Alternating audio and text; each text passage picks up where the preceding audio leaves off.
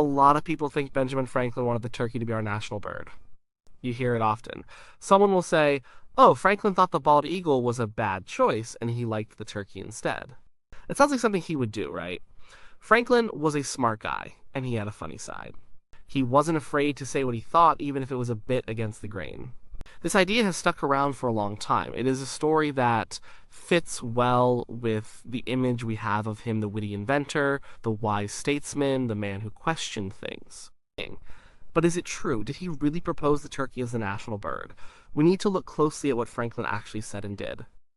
It is easy for a good story to become fact over time, especially when it involves someone famous like Franklin.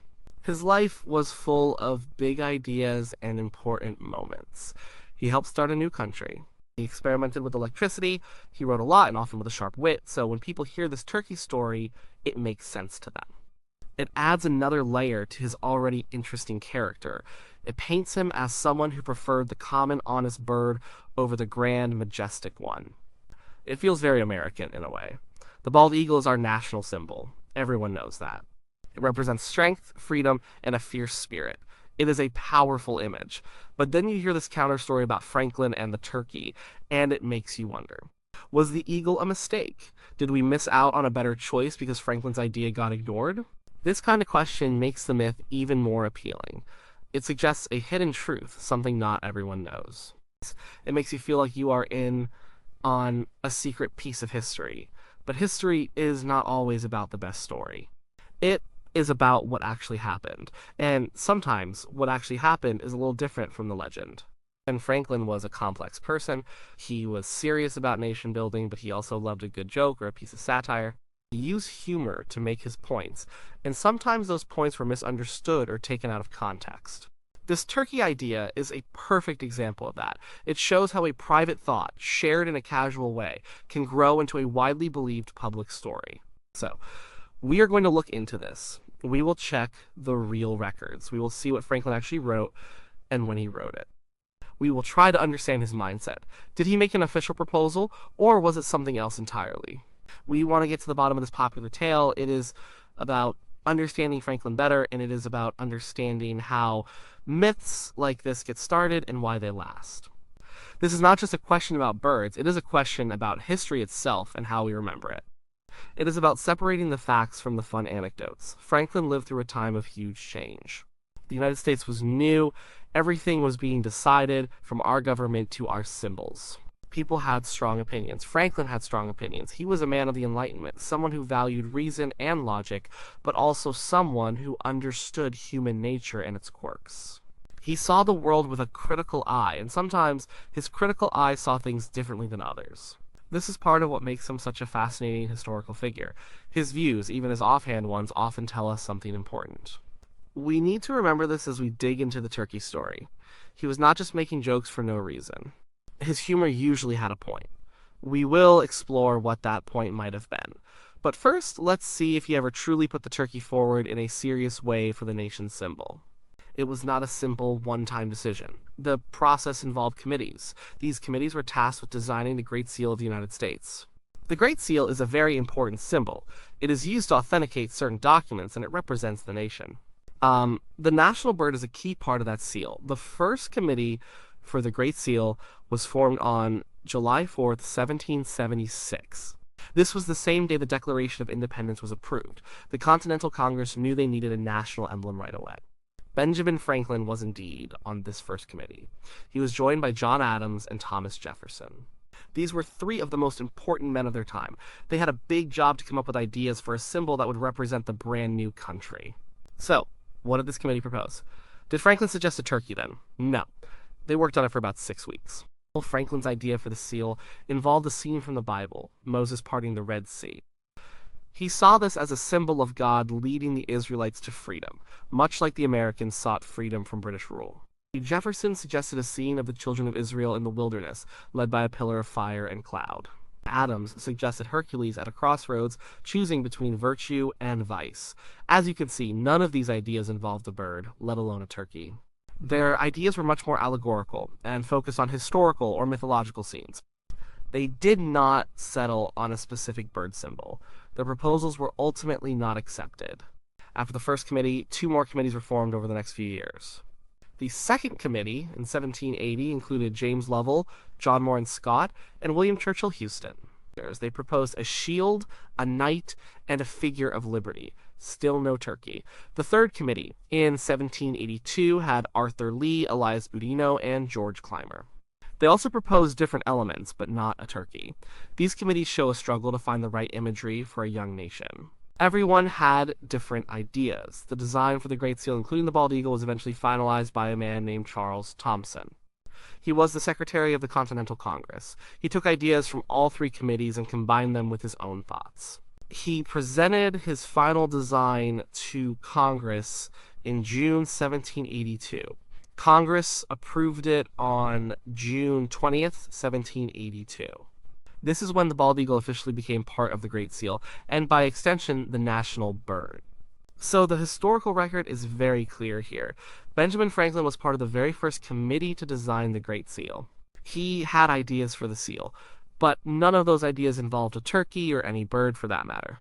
The process of choosing the national symbol was a long one, involving several committees and ultimately the work of Charles Thomson. At no point in this official process did Franklin, or anyone else, formally propose the turkey. The bald eagle was chosen by Congress in 1782, after a long public and committee-driven debate. This is an important point. If Franklin had proposed the turkey, it would have been recorded in the committee notes or congressional records. These were serious discussions about national identity. Such a proposal would not have been ignored or forgotten. The fact that there is no official record of him ever suggesting the turkey for the Great Seal, or as a national bird, tells us a lot. It tells us that the popular story about his official proposal is not true. He did not make a formal case for the turkey. He was involved in the early stages of the Great Seal's creation, but his ideas were different, and they did not include a bird. This chapter sets the stage for understanding where the myth actually came from. It shows us that the truth does not lie in official records or proposals. The truth about Franklin and the turkey is found somewhere else. The answer lies in a private letter. It was a letter he wrote to his daughter, Sarah Bache.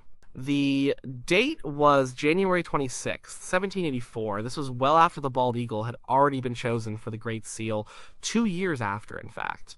Franklin was living in France at the time. He was serving as the American minister there.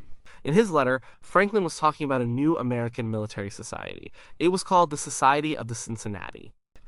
This society was made up of officers who had served in the Revolutionary War. They had adopted a medal for their members. This medal featured an eagle. Franklin saw this eagle, and he had some strong and very humorous opinions about it. He wrote to his daughter, "For my own part, I wish the bald eagle had not been chosen as the representative of our country.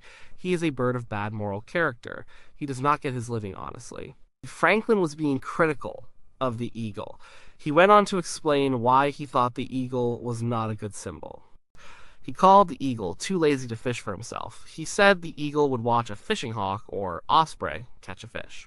Then the eagle would chase the hawk until the hawk dropped its prey. The eagle would then swoop down and steal the fish. Franklin saw this as a sign of bad character. He called the eagle a rank coward because it would be driven away by a much smaller bird, like a kingbird, when trying to steal food. He even said the eagle looked like a turkey. Then he made his comparison to the turkey.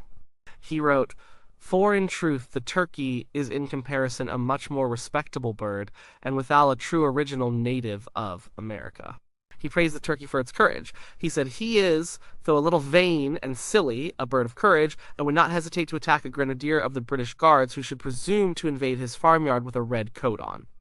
This line shows his humor perfectly. He imagined a turkey bravely attacking a British soldier. He also pointed out that the turkey was a bird native to America, unlike the bald eagle, which could also be found in other parts of the world. He thought the turkey was a more respectable and courageous bird than the eagle. It is very important to understand the context of this letter. This was not an official document. It was not a proposal to Congress.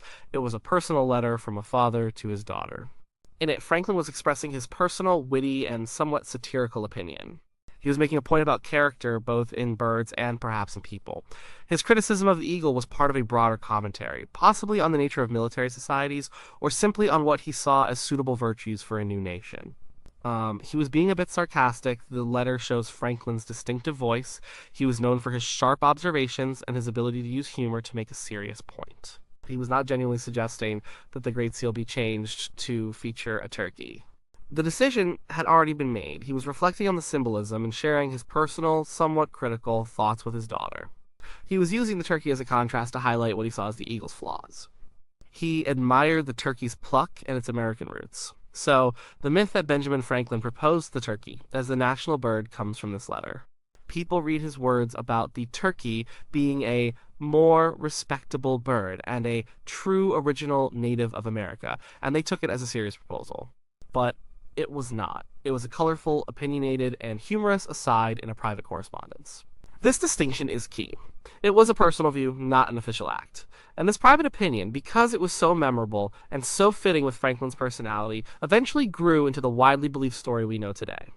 It shows how easily a witty comment can be transformed into a historical fact in the public mind. It was not just a random choice. Franklin was making a point. He was using the turkey to highlight what he saw as important American values. His comments were full of deeper meaning and satire. First, think about the turkey itself. It is a truly American bird. Wild turkeys were found only in North and Central America. When European settlers arrived, they had never seen such a bird before. It quickly became a symbol of the New World.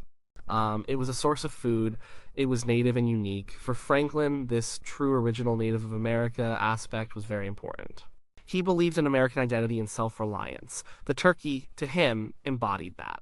It was not an import, it was ours. Then, consider Franklin's description of the turkey's character. He called it a bird of courage. He gave that vivid image of it attacking a British grenadier. This was a powerful symbol for a country that had just fought a war for independence against the British. The turkey, in Franklin's mind, represented the brave, homegrown spirit of the American people. It was a fighter, even if a bit vain and silly. It defended its home. Now, let's contrast that with his view of the bald eagle. He called the eagle a bird of bad moral character. He said it was lazy and a thief. It stole food from other, harder-working birds. It was also, in his words, a rank coward. These were strong criticisms. Franklin valued hard work, honesty, and bravery. He saw these virtues as essential for the new American Republic. The eagle, in his satirical view, lacked these virtues. It was a scavenger, a bully, and a thief. It did not earn its living honestly. Franklin's comments were also a form of satire. Satire uses humor, irony, or exaggeration to criticize people or ideas. He was probably making fun of the choice of the bald eagle, which he saw as a bird of poor character. But he might also have been poking fun at the Society of the Cincinnati itself. He worried that the society, with its hereditary membership and focus on military glory, might become too aristocratic. He thought it copied European traditions too much. European nations often use eagles as symbols of empire and power. Franklin was wary of anything that seemed to mimic European monarchies in the new American Republic. So, his criticism of the eagle could be read as a criticism of these European-style symbols and institutions.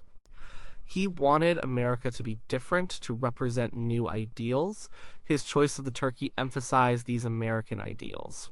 The turkey was common, useful, and independent. It was not a majestic bird in the traditional sense, but it was honest and brave. Franklin preferred the honest, hard-working spirit over what he saw as the superficial grandeur of the eagle. He saw a certain moral corruption in the eagle's behavior, which perhaps reflected his concerns about moral corruption in government or society. This whole commentary was very much in line with Franklin's personality and his broader philosophy. He was a champion of the common person, of industry, and of practical wisdom. He often used simple, relatable examples to make complex points. The turkey, a familiar bird to most Americans, served his purpose perfectly. It allowed him to express a deep-seated belief about national character in a lighthearted, memorable way. He wasn't seriously campaigning for the turkey. He was using it as a rhetorical tool. He was using it to start a conversation, or at least to share his clever observation about what truly represents a nation built on new principles. His letter was a masterclass in witty, indirect criticism. It tells us a lot about his values, even if it did not change the national bird. It is one of those historical tidbits everyone seems to know. But why does this myth persist so strongly, even when the facts show it is not true? There are a few reasons. First, it is a good story. It has a compelling contrast, the majestic, powerful bald eagle versus the homely, somewhat goofy turkey. It adds a touch of quirky humor to our nation's founding. It makes history more interesting and relatable. People like a good narrative, and this one fits the bill. It makes you smile. Second, it fits with Benjamin Franklin's character. We see Franklin as a wise, witty, and sometimes eccentric figure. He was known for his clever sayings and his ability to see things differently. The idea of him championing the humble turkey over the grand eagle just feels right for his personality. It feels like something he would genuinely think and say. It adds to his legend as an independent thinker. Third, the story offers an underdog narrative. The turkey is the underdog here. It represents the common, honest, and hardworking qualities that many Americans admire. The idea that a founding father might have preferred this underdog over a more traditional symbol of power resonates with the American spirit of questioning authority and valuing the common person. It suggests a more down-to-earth vision for the country. Fourth, it allows for a subtle criticism of the chosen symbol. For some, the bald eagle might feel a bit too aggressive or too much like the symbols of old European empires. Franklin's comments, even if satirical, give voice to a different viewpoint. They make people think about what our national symbol truly represents and if it aligns with our values. It is a way to have a conversation about national identity without being overly serious. So, to be clear, let's put it simply, no. Benjamin Franklin did not propose a turkey as the national bird. He never made an official suggestion for it. The bald eagle was chosen for the Great Seal in 1782, and Franklin was not involved in that final decision. His famous comments about the turkey came in a private letter to his daughter in 1784. In that letter, he expressed his personal, humorous, and satirical opinion that the bald eagle was a bird of bad moral character, and that the turkey was a much more respectable bird and a true original native of America. He was making a point about virtue, courage, and American identity, using the turkey as a witty contrast to the eagle. His words were not meant as a serious proposal to change the national symbol. They were a reflection, a clever piece of commentary, shared privately.